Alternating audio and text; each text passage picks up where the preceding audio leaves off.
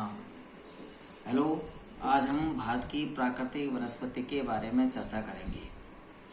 भारत की प्राकृतिक वनस्पति यानी कि जो वनस्पति है वो भारत में कई प्रकार की पाई जाती है। सबसे पहले बात करते हैं कि प्राकृतिक वनस्पति क्या है। ऐसी वनस्पति जो मानव की सहायता के बिना प्राकृतिक अवस्था में या स्वयं उग जाते हैं, उसे हम प्राकृतिक वनस्पति कहते हैं। यूँ कहें कि जैसी पर्यावरणीय दशाएं मिलती है वैसी प्राकृतिक वनस्पति अगर उग जाती है तो वो प्राकृतिक वनस्पति कहलाती है। हमारे देश में कई प्रकार की प्राकृतिक वनस्पति मिलती है। हम इस समय बात करेंगे प्राकृतिक वनस्पति की कुछ साधारण विशेषताओं के बारे में बात करेंगे। हमारे भारत के प्राकृतिक वनस्पति दो बातों का अनुसरण करती है। एक वर्षा का अनुसरण करती है, दूसरा ऊंचाई का अनुसरण करती है। जो प्राकृतिक वनस्पति वर्षा का अनुसरण करती है उनमें हमारे यहाँ पर एक तो सदाबहार प्रकार की जो वनस्पति है उष्णकटिबंधीय सदाबहार वनस्पति है, जो कि इस कलर में है। ये तो पश्चिमी घाट के पश्चिमी भाग, एक पूर्वी तटीय भाग और एक अरुणाचल को छोड़ करके उत्तर पूर्वी भारत में इस प्रकार की वनस्पति करती है, क्योंकि यहाँ पर 200 सेंटीमीटर से अधिक वर्षा होती है। इस कारण से यहाँ पर सदाहरित वनस्पति मिलती है। दूसरी वनस्पति जो है वो है हमारे यहाँ पर जो वर्षा का अनुसरण करती है वो है ट्रॉपिकल डेसिडियस फॉरेस्ट, यानी कि उष्णकटिबंधीय पतझड़ वाले वन, जिसे हम मानसूनी वन भी कहते हैं। ये जो हल्का नीला कलर है इसमें ये यहाँ पर 100 से 200 सेंटीमीटर तक वर्षा होती है।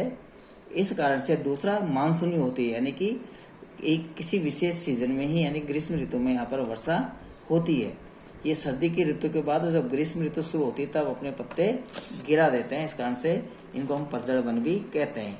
तो ये वनस्पति इन क्षेत्रों में मिलते हैं, यानी कि मैदानी क्षेत्रों में मिल रही है और प्रायद्वीपीय भारत में मिल रही है।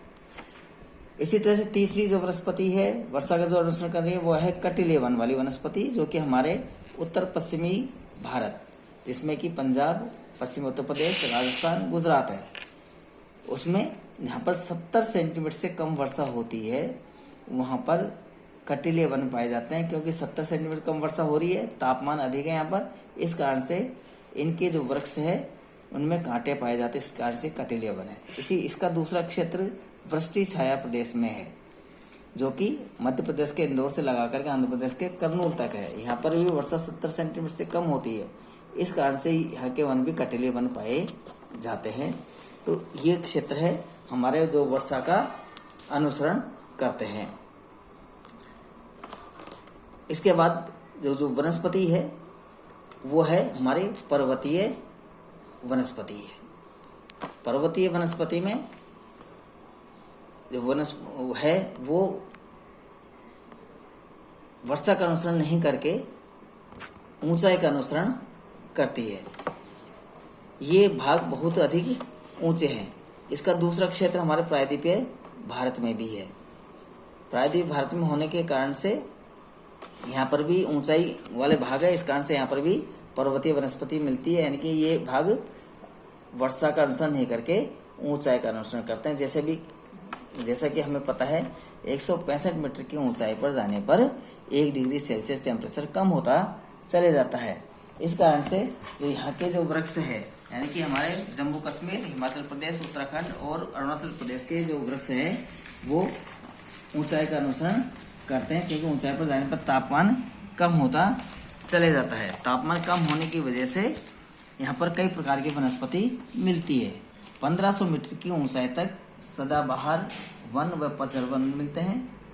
1500 से 2500 मीटर की ऊंचाई पर शीतोष्ण कटिबंधीय चौड़ी पत्ती वाले वन मिलते हैं, जिनमें देवदार, ओक, बर्च है। 2500 से 4500 मीटर की हाइट पर कोणधारी वन मिलते हैं, चीड़, स्प्रूस, फर, सनोवर है। और 4500 से 4800 मीटर पर टुंड्रा वनस्पति मिलती है, जिनमें काई, घास, लाइकेन आदि। 4800 मीटर की ऊंचाई पर हमारे यहाँ पर बर्फ जमी रहती है, इस कारण से किसी प्रकार की वनस्पति नहीं मिलती है। एक जो वनस्पति है वो है हमारे यहाँ पर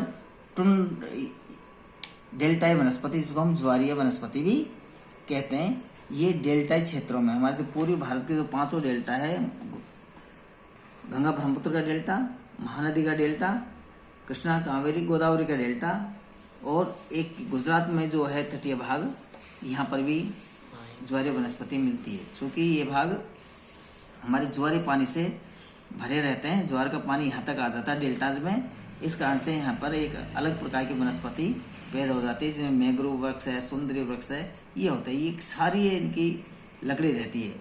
तो ये हमारे यहाँ पर अलग ही प्रकार की वनस्पति, जिसको हम ज्वारीय वनस्पति कहते हैं। तो आज हमने केवल इसकी सामान्य विशेषताएं बताई है, जो कि केवल हम बता रहे हैं कि भाई हमारे यहाँ पर किस प्रकार के वनस्पति किस किस बातों का अनुसरण कर रही है। Thank you.